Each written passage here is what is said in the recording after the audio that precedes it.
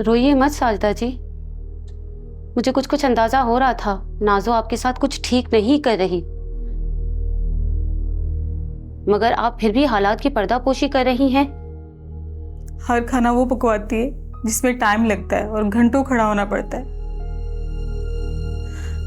कल उसने मुझे कहा कड़ी बना दो और आज शामी कबाब की जिद लगा के बैठ गई। तो कबाब तो आप बाजार से भी मंगवा सकती थी, अच्छी कंपनियों के कबाब मिल रहे हैं। फिर वो मुझे सताएगी कैसे? वो कहती सिर्फ आपके हाथ के खाने खाने और ऊपर से सौदा भी मैं ही लेके आती हूँ। कल भी मेरे पाँव में इतनी सोजन हो गई थी, पेन किलर खाई, उसकी वजह से मुझे नींद आ रही है। ओहो, तुम जहीर को क्यों नहीं बता रही ये सब कुछ? जहीर अब जहीर नहीं रहा। उसने सबसे पहले उसे अपनी मुट्ठी में किया है। मेरा इतना ताबेदार बेटा, लेकिन अब वो मेरी कोई भी बात नहीं सुनता और उल्टा अपनी बीवी की हमायत में मुझे बातें सुनाता है। अच्छा, आपको नींद आ रही है ना, आप आराम से जाके बेडरूम में लेट जाएं। नहीं नहीं, मैं लेटी तो मैं सो जाऊंगी। अच्छा, मैं घर जाते ही सौदा भिजवाती हूँ बेटे के हाथ। इसे जरा जल्दी भिजवा देना।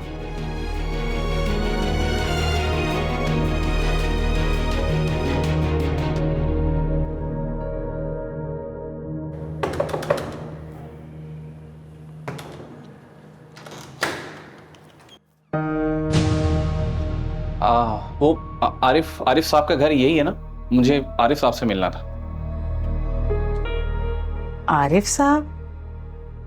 यहाँ तो कोई आरिफ साहब नहीं रहते। अच्छा, तो 7K का 4th फ्लोर यही है? ना ये 7 की है और ना ये 4th फ्लोर है और ना ही यहाँ पे कोई आरिफ साहब रहते हैं। ओके ओके ओके, शायद मैं गलत बिल्डिंग में आ गया। I am sorry, my mistake.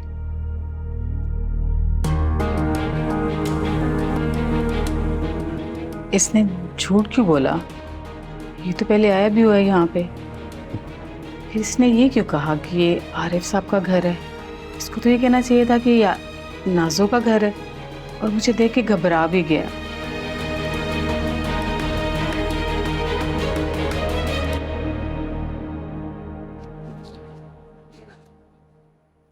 इसने झूठ क्यों बोला है?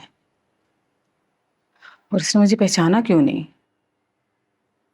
ये घबरा भी रहा था, कुछ तो है।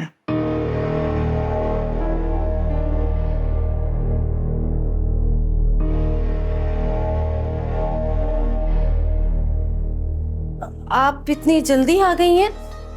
हाँ, वो मैंने आयशा के बेटे को भेज दिया था सामान के लिए। तुम इतना तैयार होके कहाँ जा रही हो? वो मैं तो कहीं भी नहीं जा रही। ये बैग पकड़ा हुआ है तुमने? ओह, ये मैं अंदर से ना अपने बैग में से कोई सामान निकाल रही थी, तो गलती से मेरे हाथ में ही आ गया। अच्छा चलो ठीक है। अच्छा, आप जल्दी से मेरे लिए कबाब बना देना, मुझे बहुत भूख लग रही है। अच्छा चलो ठीक है, मैं लेके आती हूँ।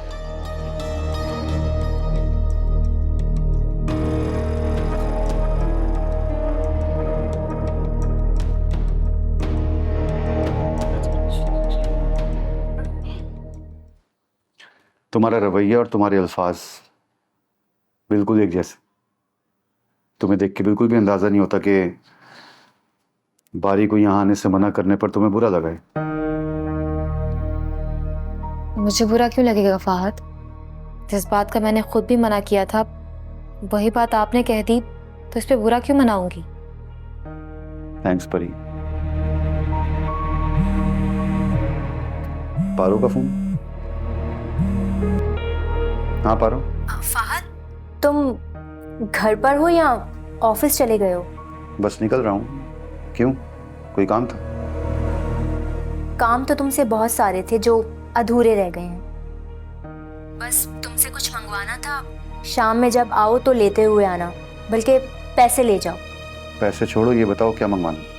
नहीं भाई, तुमने तो घर बसाते ही चूल्हे अलग कर दिए। अब जो भी मंगवाऊंगी पैसे देकर ही मंगवाऊंगी। मैंने चूल्हे अलग नहीं किए, किचन एक ही है जिसमें हमेशा की तरह मैं हर चीज़ लाकर रखता हूँ।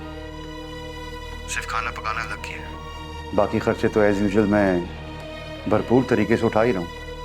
अच्छा बाबा ठीक है, कभी तो लड़ने से बाज आ जाओ। चलो आकर सुन तो लो कि मैं क्या मंगवाना चाह रही हूँ। अच्छा आता हूँ। कुछ मंगाना है, पारो ने तो बुला रही है मुझे। इतना तो मुझे भी समझ आ गया है, बुलाने के बहाने हैं बस। तुम क्यों परेशान हो रही हो? क्योंकि उसने बारी के बारे में ही बात करनी होगी। हो ना हो कल पारो ने मुझसे जो बातें कही थी वही बातें आज वो मेरा नाम लगा के आपसे कहने वाली है। पारो ने अगर प्रूफ भी कर दिया कि तुम बारी से प्यार करती हो तो मैं उसकी बात पे यकीन नहीं करूंगा, क्योंकि तुम मेरा भरोसा हो और मैं जानता हूं कि तुम मेरी हो, सिर्फ मुझे चाहती हो।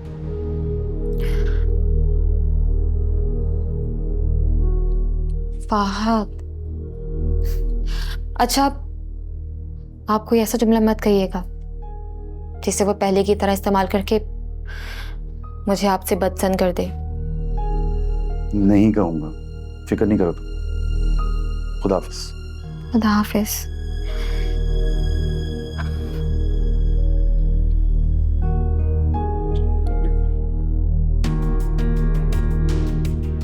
उठा लो ज़ुहैब, फोन उठाओ। हाँ नाज़ो। ज़ुहैब मेरी बात सुनो, तुम अभी यहाँ मत आना, बुढ़िया घर पर वापस आ गई है। अरे ना सिर्फ वो खातून लौट आई बल्कि मुझे भी देख लिया। क्या? हाँ, मैंने अभी तुम्हारे गेट पर आकर बेल बजाई ही थी कि वो पड़ोस से निकल आई। हाय अल्लाह, फिर? शुक्र है मेरे दिमाग में फौरन ही बहाना आ गया। मैं ऐसा बन गया जैसे किसी गलत बिल्डिंग में घुस आया हूँ। बेड़ा गर्क, उसने लास्ट टाइम तो तुम्हें इस घर से निकलते हुए देखा था ना? अरे वो तो सरसरी झलक देखी थी और मैं मुंह नीचे करके सलाम करता निकल गया था। अच्छा अच्छा ठीक है, मैं इस वक्त ज्यादा बहस नहीं करना चाहती, मैं रात को कॉल करती हूँ। बाय।